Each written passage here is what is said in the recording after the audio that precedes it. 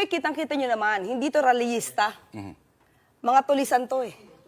Di ba? Kitang-kita nyo na wala silang gustong gawin kundi manira ng gobyerno. Mukhang gusto nilang pabaksakin ng gobyerno. At sino ba yung sanay sa mga ganitong klaseng mga pang-harassment at mga ganitong klaseng mapanira? Diba? So, sino ba ang gusto nilang iangat dito? At definitely doing a crime. Oo. Meron po ba kayo naiisip ngayon na grupo na maaring behind this? Because kanina po kausap natin si Miss Vicky Robles na doon sa ground. Sabi niya wala pa po silang alam kung sino yung mga grupo behind this. Ako, personal, may naiisip ako, pero hindi ko pwedeng i-reveal kung sino yung nasa isip ko.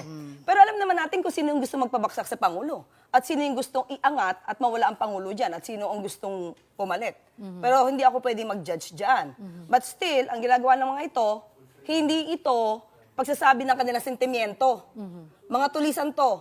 So, dapat dito, hinuhuli na to. Hindi kailangan maximum tolerance lang dito. Nakita natin yung mga kapulisan, kahit binabato, wala pang ginagawa. Kasi yun ang gusto ng Pangulo. Maximum tolerance. Pero with this kind of actions, dapat hinuhuli na to. Pag nakatawid na ho ba ng tulay, ano ho ba ang mga defense deployments mechanisms po ng Malacanang kapag ganito po, ma'am? Siyempre, hindi ko masasabi to. Pero definitely, dapat pinoproteksyonan ng Pangulo, pinoproteksyonan. Hindi lang ang Pangulo eh. Kasi may mga inosenteng taong bayan na maaaring masangkot, ma-involve dito, madamay dito. So ito mga to, tinan nyo mga nakamaskara sila. Kung matapang sila, ilabas nila mukha nila. So definitely, dahil nakatakip ang mga mukha nila, masasamang mga elemento to. Ano po ba ngayon sa tingin niyo po ang gagawin ng Malacanang regarding this? Well, I think ako, wala pang sinasabi sa atin kung anong aksyon ng Pangulo dito. But tingin ko, ang DILG, ang PNP, hindi lang dapat na mag-receive sila ng mga bato. Binabato na sila eh. Meron ng nagaganap na pagsunog ng mga private property. Definitely, they are committing crimes at pwede silang ma-aresto anytime.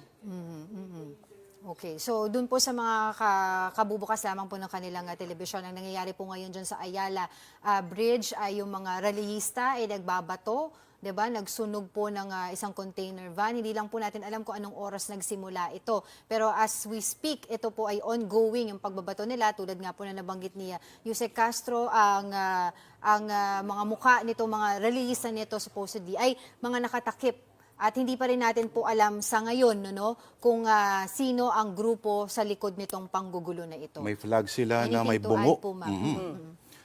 Attorney Claire, Yes, go po. good.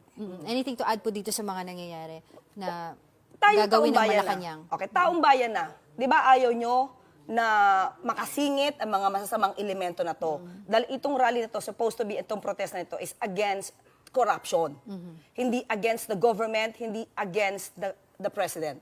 So kumilos na po tayo, wag po tayong magmasid lang ng ganito. Kung sino man po ito mga nakatakip ang mukha na to, tulungan niyo po ang gobyerno, hulihin niyo na po mga yan.